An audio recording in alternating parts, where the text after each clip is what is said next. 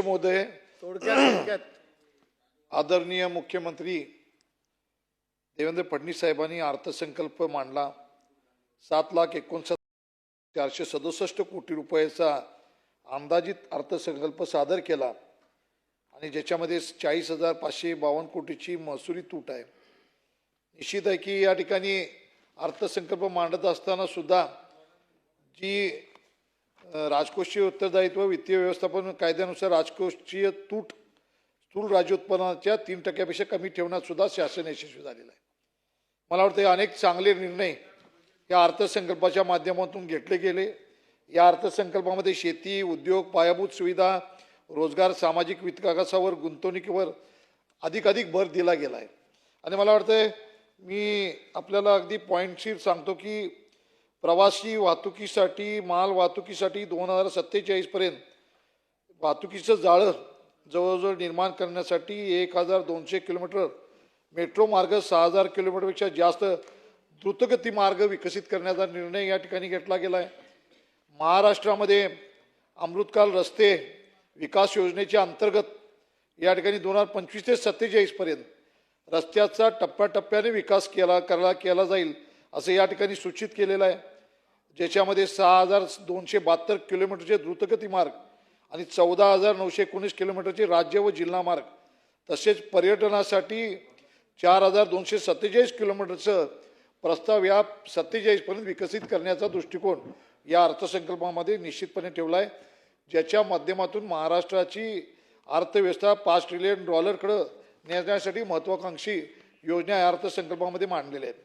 मी या सगळ्यावर जात असताना मी अध्यक्ष महोदय मी निश्चित सांगतो की या ठिकाणी अनेक चांगल्या योजना पुढं या ठिकाणी तशाच पुढं नेण्याचा संकल्प या ठिकाणी केला आहे।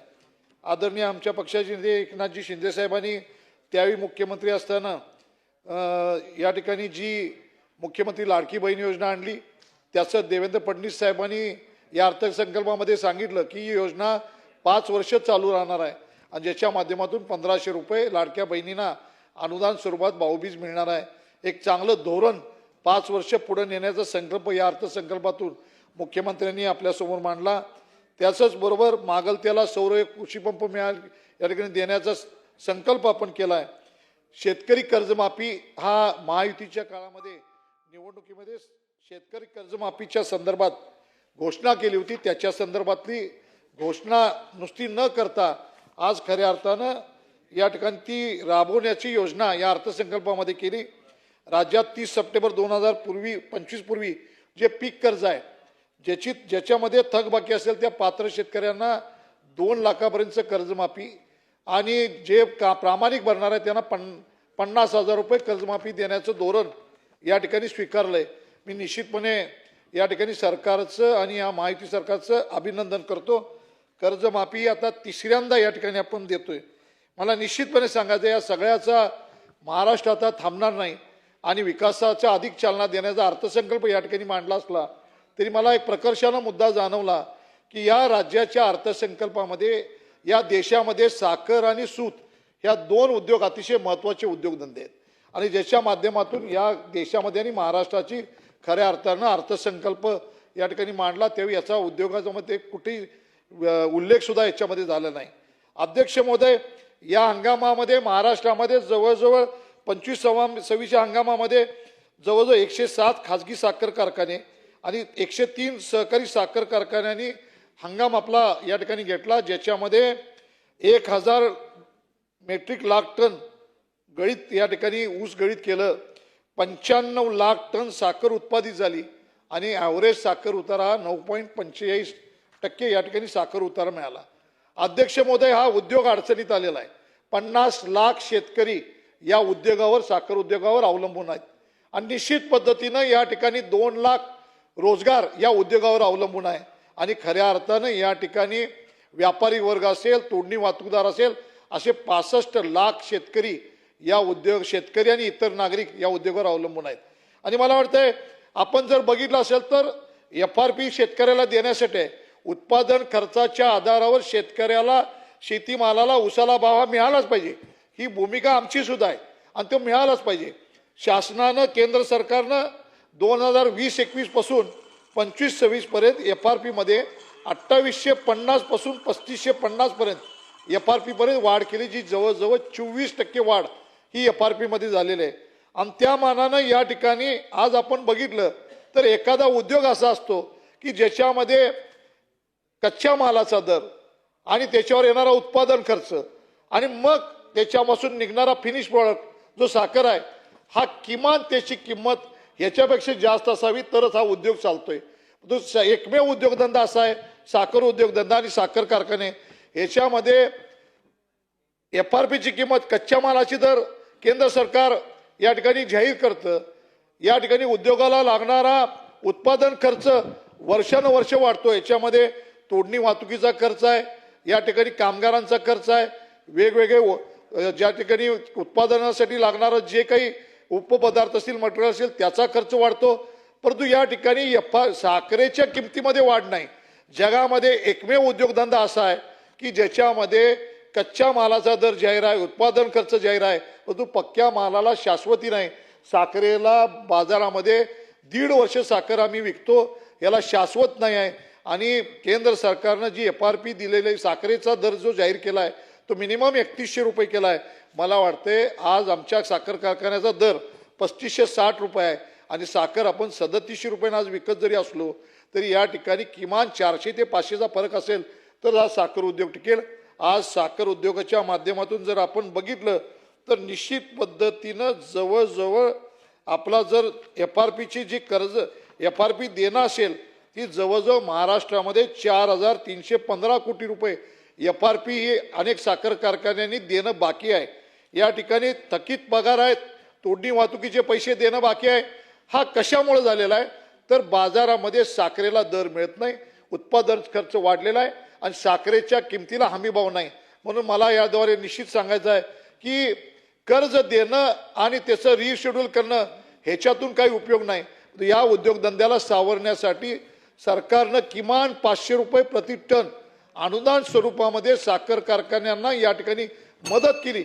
अध्यक्षमध्ये 2 तर या ठिकाणी हा उद्योग टिकणार आहे, ज्या उद्योगावर 65 लाख लोकांचा जीवितार्थ या ठिकाणी चालू आहे. त्यामुळे माझी अर्थसंकल्पाच्या या विषयावर चर्चा करताना मुख्यमंत्र्यांच्याकडं आणि या दोन्ही उपमुख्यमंत्री आणि सहकार मंत्र्यांच्याकडे मागणी आहे की या ठिकाणी निश्चित पद्धतीनं या अर्थसंकल्पामध्ये जरी नाही केलं तर पुरवणी बजेटमध्ये ते मंजूर करता येईल, परंतु तातडीनं 500 रुपये प्रति टन अनुदान हे साखर कारखान्यांना दिले तर निश्चित पद्धतीनं साखर कारखाने टिकतील. आज आपण बघितलं असेल की या महाराष्ट्रामध्ये 107 खाजगी साखर कारखाने झालेत आणि 103 सहकारी आहेत. ज्या महाराष्ट्रामध्ये सहकाराच्या माध्यमातून या ठिकाणी खऱ्या अर्थाने या महाराष्ट्राचा विकास झाला, त्या महाराष्ट्रामध्ये सहकारी संस्था अडचणीत आलेत. जे दोषी असतील त्यांच्यावर कारवाई करा, परंतु सरकारच्या धोरणामुळे जर उद्योग अडचणात येत असेल तिथं मदत करण्याचं धोरण या ठिकाणी सरकारनं घ्यावं. मी निश्चित सांगतो या ठिकाणी आज या विषयावर कोणी टिप्पणी सुद्धा घ्यायला अध्यक्ष महोदय या ठिकाणी नाही आहे. या विषयावरती जे काय आमचं रेकॉर्डवर आले हे मुख्यमंत्र्यांच्या कानावर घालून या अर्थसंकल्पामध्ये या विषयासंदर्भात मुख्यमंत्री आणि शासन काय धोरण स्पष्ट करणार आहे याची त्यांच्या उत्तरामध्ये या ठिकाणी याच्या विषयावरती येणं जरुरीत आहे. त्यामुळे या ठिकाणी जे प्रश्न आम्ही मांडलेत याचं उत्तर या अर्थसंकल्पाच्या माध्यमातून यावं. अध्यक्ष महोदय, ग्रामीण भागाच्या विकासासाठी 1000 लोकसंख्येच्या पर्यंत 4500 कोटीची तरतूद या जागतिक बँकेकडनं अर्थसहाय्य घेऊन या ठिकाणी ग्रामीण भागाचा रस्ते प्रयोजनासाठी या ठिकाणी या अर्थसंकल्पामध्ये जाहीर केले. मला आपल्याला सांगायचं आहे की या राज्यामध्ये एकूण राज्य नॅशनल हायवेची जी लांबी आहे ती 18,360 किलोमीटर आहे. 18,360 किलोमीटर. राज्यमार्गाची लांबी आहे ती 31,532 किलोमीटर आहे राज्यमार्गाची लांबी. आणि प्रमुख जिल्हा मार्ग आहेत हे 74,797 किलोमीटर आहे, ज्याच्यामध्ये राज्यमार्ग आणि प्रमुख जिल्हा मार्ग ही जवळजवळ 1,07,000 किलोमीटर आहे, ज्याच्यामध्ये प्रमुख राज्य महामार्गाची लांबी सुद्धा 2,792 आहे. म्हणजे 1,10,000 किलोमीटरच्या आसपासची लांबी हे स्टेट बजेटमधून सार्वजनिक बांधकाम विभाग घेतोय. त्याला सुद्धा अजून म्हणावा तसा निधी या ठिकाणी आपल्याला मिळत नाही आहे. नॅशनल हायवेची लांबी आहे ती केंद्र सरकार घेतंय, परंतु इतर जिल्हा मार्ग जे ग्रामीण विभागाकडे येतात ती इतर जिल्हा मार्गाची लांबी ग्रामीण विभागामध्ये रस्ते जोडणारे आहेत ते इतर जिल्हा मार्ग आहेत. ते 42,217 किलोमीटर आणि ग्रामीण मार्ग आहेत त्याची लांबी 1,76,218 किलोमीटर. म्हणजे ग्रामविकास खात्याकडे 2,18,435 किलोमीटरची लांबी या ग्रामविकासकडे येत असताना 1,000 लोकसंख्या आहे. हा निकष काढावा, कारण आमच्या मतदारसंघ असेल, महाराष्ट्राच्या मध्ये असेल, दुर्गम वाड्या वस्त्या आहेत, धनगर वाड्यावरती रस्ते जातात. ह्याला लोकसंख्येची आट न घालता 4,500 किलोमीटर जर आपण या 4,500 कोटी याला जर आपण 2,18,135 न भागलं तर लाख रुपये 2-4 लाख रुपये सुद्धा येणार नाहीत. याच्या ठिकाणी आपण सर्वेक्षण करावं. ज्या ठिकाणी वाडी वस्तीवर रस्ते नाहीत, खऱ्या अर्थानं आज आपण जर बघितलं तर नागरीकरण वाढतंय आणि शेती कमी व्हायला लागलेली आहे. 50% हा विभाग शहरीकरणाला जोडला गेला आहे, 50% ग्रामीण भाग आहे. खऱ्या अर्थानं हा महाराष्ट्राचा शेतकरी आणि ग्रामीण भागामध्ये राहणारा जो नागरिक आहे ह्याला खऱ्या अर्थानं शेतीविषयी, मगाशी ऊस धंद्याविषयी बोललो, त्याच पद्धतीनं रस्ते आणि त्याची विकास कामं, त्याला जाण्या येण्यासाठी रस्ते मुबलक पाहिजेत. आज आपण मगाशी मी आकडेवारी सांगत नाही, माझ्याकडे आकडेवारी आहे, परंतु नॅशनल हायवे असतील, वेगवेगळे रस्ते असतील, समृद्धी हायवे असतील, मेट्रो मार्ग असतील, पुणे मुंबई त्या ठिकाणी मेट्रोपॉलिटन सिटी ज्या आहेत त्याच्याकडं कोट्यावधी रुपयाचा निधी आपण देतो, त्याच्याबद्दल आम्हाला हरकत नाही. परंतु ग्रामीण भागामध्ये आम्ही जन्म घेतला हे आमचं पाप आहे का? आम्ही ग्रामीण भागातले प्रतिनिधित्व या ठिकाणी करतो. या सभागृहामध्ये ग्रामीण भागामधील प्रतिनिधित्व करणारे अनेक लोकप्रतिनिधी आहेत. त्यांच्या भागामध्ये एखादी गरोदर स्त्री जर असेल, आमची माता भगिनी असेल, तर येताना तिला अजून वाड्या वस्तीवरून डोलीत आणायला लागते. ती वाटेत गरोदर होती, तिचं मूल पोटात जाते किंवा ती मृत्युमुखी पडते. अशा काही 4,500 कोटी रुपये आपण त्या ठिकाणी देतोय. 2,18,435 किलोमीटर आहेत. ह्याच्यामध्ये आज जर तफावत आपण बघितलं असेल तर अतिशय जास्त पावसाळी विभाग आहेत, इथं रस्ते राहिलेले नाहीत, पुलं राहिलेले नाहीत. अशा ठिकाणी 4,500 कोटी अपुरे पडणार आहे. शहरी विभागामध्ये या सगळ्या रस्त्याला, पायाभूत सुविधाला शासन लक्ष देते, परंतु ग्रामीण विभागामध्ये या ठिकाणी लक्ष अधिक देत नाही. माझी याद्वारे मागणी आहे की लोकसंख्येची आट काढावी. जिथं जिथं रस्ते लागतील ग्रामीण भागामध्ये किमान पायाभूत सुविधा देत असताना आज शहरी विभागाचा विचार करतात. त्याच पद्धतीनं त्या शेतकऱ्याला, त्या वाडीवरच्या शेतकऱ्याला, त्या आमच्या ग्रामीण भागातल्या गरीब नागरिकाला रस्त्यावर, मुख्य रस्त्यावर येण्यासाठी जे पैसे लागतील ते द्यावेत. एवढंच या निमित्तानं मी सांगतो. ही तरतूद वाढवावी आणि या ठिकाणी खऱ्या अर्थानं अर्थसहाय्य करताना जागतिक बँकेकडनं अर्थसहाय्य मंजूर करून ज्या रस्त्याला 4,500 कोटी आहेत, इथं किमान 50,000 कोटी रुपयाचं बजेट दिलं तर कुठं होणार आहे. 2047 आपण विकसित राष्ट्र म्हणून जाणार आहे, तो ज्या ठिकाणी तरतूद करताना ग्रामीण भागावरती तरतूद अतिशय कमी आहे. त्यामुळे माझी याद्वारे निश्चितपणे मागणी आहे की या रस्त्यासाठी अधिकाधिक निधी आपण या ठिकाणी दिवा. मला वाटतं निश्चित पद्धतीने मी मागच्या याच्यामध्ये सुद्धा बोललो की पंतप्रधान सडक योजनेमध्ये मी सुद्धा बोललो की या ठिकाणी महाराष्ट्राची कनेक्टिव्हिटी पूर्ण झाली असा अभिप्राय या ठिकाणी गेलेला आहे. त्यामुळं पंतप्रधान सडक योजनेमधून आपल्याला येणारा सहभाग कमी आहे, तो वाढवण्यासाठी महाराष्ट्र सरकारनं अधिकाधिक पैसे आणण्यासाठी कनेक्टिव्हिटी पूर्ण झालेली नाही असा रिपोर्ट त्या ठिकाणी अधिकाऱ्यांनी द्यावा. आपल्याला या ठिकाणी या सचिवांनी जो अहवाल पाठवला आहे त्याच्यामध्ये दुरुस्ती करून या ठिकाणी अहवाल पाठवावा. एवढंच या निमित्तानं मी आपल्याला सांगतो. शेतीमालाला हमीभाव देत असताना निश्चित पद्धतीनं आपण बघितलं असेल की यामध्ये आज आपण भातासाठी जे धान आपण म्हणतो, आमच्या विभागामध्ये भात म्हणतो, त्याला 2369 रुपये प्रति क्विंटल हमीभाव आहे. चांगल्या प्रतीला 2389 रुपये प्रति क्विंटल आहे. आज बाजरीला 2775 या ठिकाणी हमीभाव प्रति क्विंटल आहे. नाचणीला 4,886 रुपये आहे. मक्याला 2400 रुपये आहे. तुरीला 8,000 रुपये आहे. मुगाला 8,758 रुपये आहे. उडीद असेल तर त्याला 7,800 रुपये आहे. सूर्यफूल आणि भुईमुगाला 7,721 आणि 7,263 रुपये आहे. सोयाबीनला 5,328 रुपये. अध्यक्ष महोदय, हे हमीभाव प्रत्यक्ष करत असताना या ठिकाणी जो फॉर्म्युला वापरला तो प्रॅक्टिकलिटी नाही आहे. या ठिकाणी निश्चित पद्धतीनं हा हमीभाव आहे. उत्पादन खर्चाच्या आधारावर हा हमीभाव वाढवून मिळावा.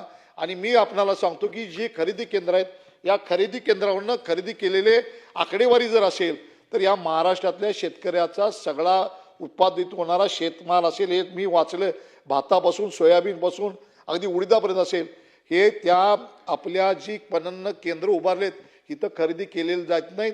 महाराष्ट्रातला शेतकरी हे खरेदी होत नाही, म्हणून खाजगी व्यापारी या ठिकाणी कमी दरानं हा शेतकऱ्याचा माल खरेदी करतात आणि त्याच्यामध्ये व्यापारी या ठिकाणी पैसे मिळवतो आणि शेतकरी अडचणीत आहे.